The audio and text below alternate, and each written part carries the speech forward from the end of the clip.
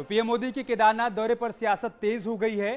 केदारनाथ में करीब 4 घंटे रुके प्रधानमंत्री मोदी ने बाबा के धाम से 400 करोड़ की परियोजनाओं की सौगात दी और साथ ही आदि शंकराचार्य की भव्य प्रतिमा का अनावरण भी किया। वहीं उत्तराखंड में डबल इंजन की सरकार के विकास पर विपक्ष ने निशाना साधा है।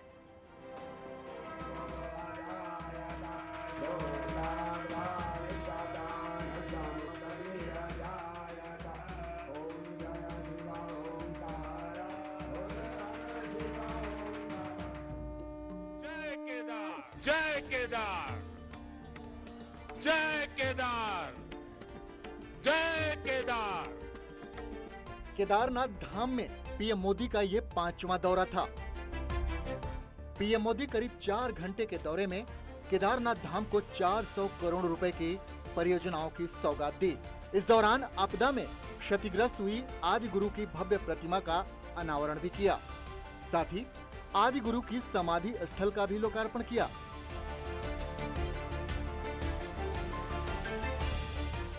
जब पीएम मोदी केदारपुरी को सौगात दे रहे थे, उस वक्त देश के 100 शिवालयों से सीधा प्रसारण हो रहा था।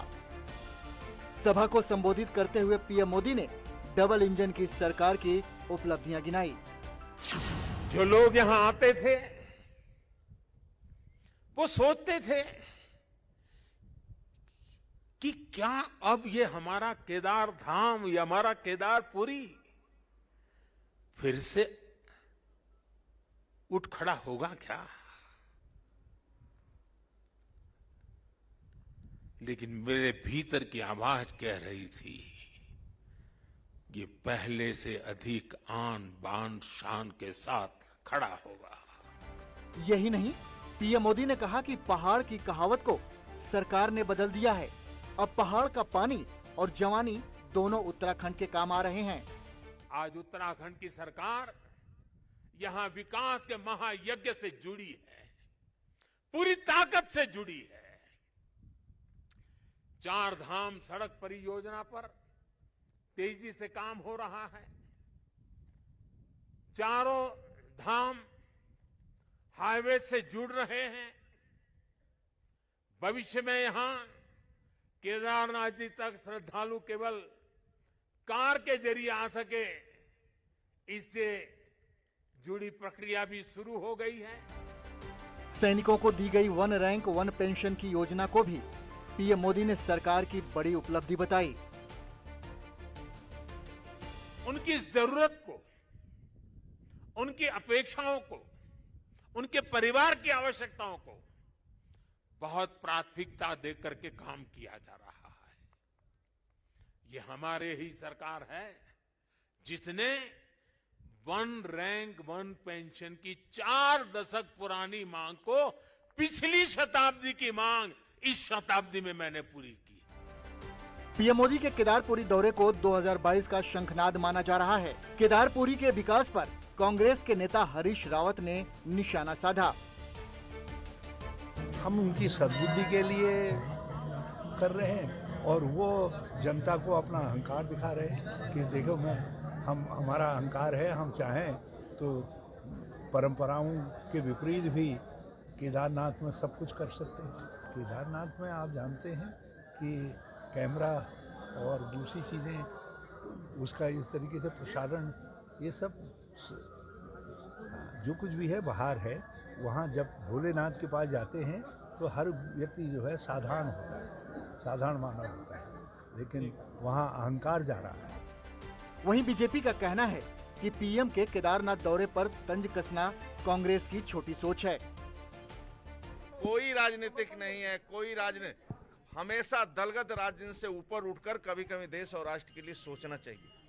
कोरोना महामारी दलगत राजनीति के ऊपर है, धर्म दलगत राजनीति से ऊपर है।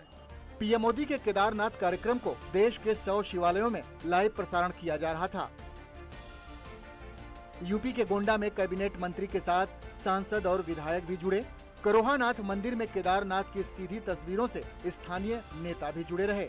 वहीं बागपत में भी तीनों विधायकों ने प्राचीन शिव मंदिर में केदारपुरी का दर्शन किया और कान्हा की नगरी में ऊर्जा मंत्री श्रीकांत शर्मा ने भी केदारपुरी के प्रसारण को देखा। Bureau report, news 18। एक तरफ प्रधानमंत्री नरेंद्र मोदी ने केदारनाथ में भगवान शिव की पूजा अर्चना की, तो दूसरी तरफ कांग्रेस कार्यकर्ताओं ने जगह जगह शिवालय में जाकर भगवान शिव का जलाभिषेक किया। देहरादून के माल देवता में प्रदेश अध्यक्ष गणेश गोदियाल ने पूजा अर्चना की, तो देहरादून के सिद्धेश्वर मंदिर में पूर्व विधायक विक्रम नेगी ने जलाभिषेक किया। पूर्व सीएम हरीश रावत ने हरिद्वार के भांडेश्वर मंदिर में पूजा पाठ किया। टिहरी और हल्द्वानी के शिवालयों में भी कांग्रेस कार्यकर्ताओं ने जलाभिषेक किया।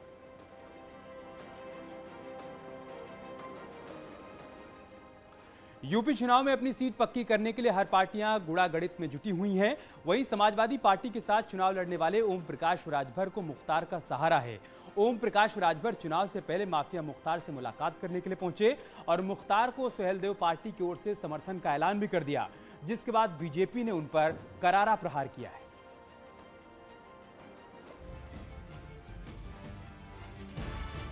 यूपी के चुनावी महासमर की बिसात बिछ चुकी है। हर नेता अपनी सीटें पक्की कराने की जुगत में जुट गया है। इस बीच ओम प्रकाश राजभर जेल में बंद माफिया मुख्तार अंसारी से मिले और 2022 के चुनाव में मुख्तार के समर्थन का ऐलान किया।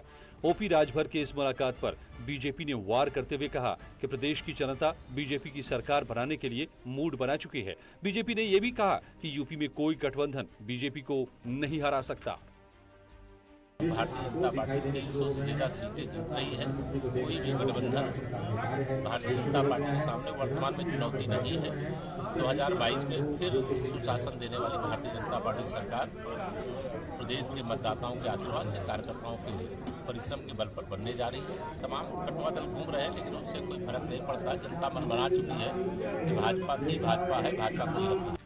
दरअसल बुधवार को सुहेलदेव पार्टी के मुखिया ओम प्रकाश राजभर जेल में बंद मुख्तार अंसारी से मिलने पहुंचे। मुलाकात के बाद राजभर ने कहा कि उनकी पार्टी 2022 के चुनाव में मुख्तार अंसारी का समर्थन करेगी। मुलाकात हुई, कोई नई मुलाकात नहीं है। ये हमारी 19 साल से बराबर उनसे हमारी उनकी मुलाकात होती रहती है और हमारी उनकी लड़ाई मुद्दों की है।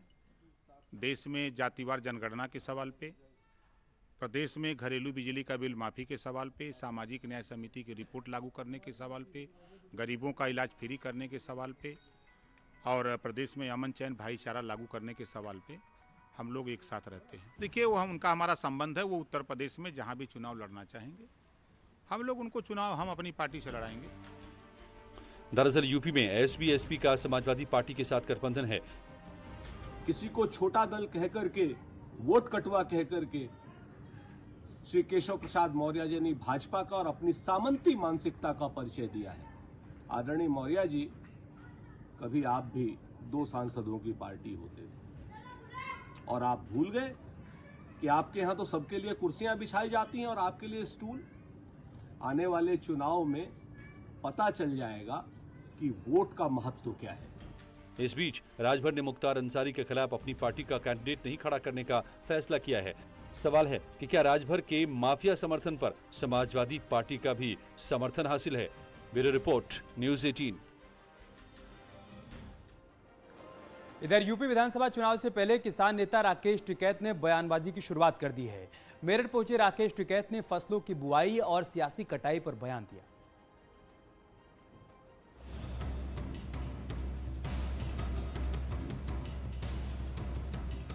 करीब 13 महीने से चल रहे किसान आंदोलन की अगुवाई कर रहे राकेश टिकैत मेरठ में थे। कृषि कानून के विरोध में झंडा बुलंद करने वाले टिकैत ने एक बार फिर सरकार पर निशाना साधा।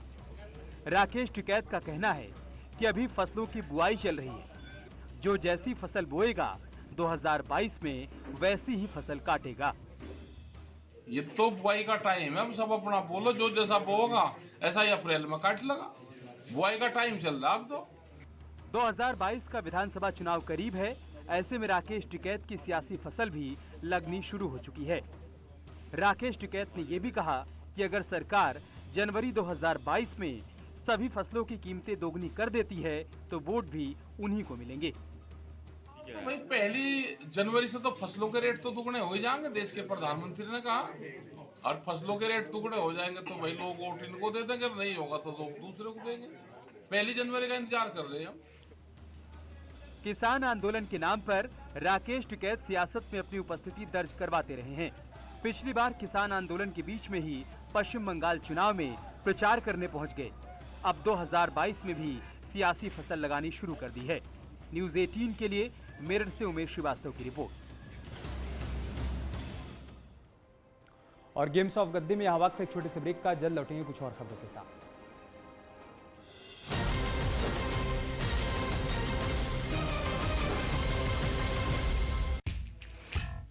यहां गांव, जिले, कस्बे हैं कई,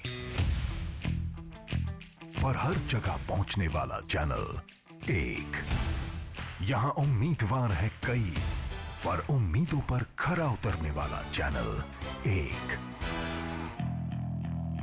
यहां मुद्दे हैं कई, पर हर मुद्दे को उठाने वाला चैनल एक। यहां मतदाता हैं कई, पर उत्तर प्रदेश उत्तराखंड का विश्वास जीतने वाला चैनल एक। वक्त के साथ बदलते हैं कई, पर अपने नए अंदाज से वक्त बदलने वाला चैनल एक। आपका पसंदीदा न्यूज चैनल अब एक नए अवतार में। देखते रहिए न्यूज 18 उत्तर प्रदेश उत्तराखंड।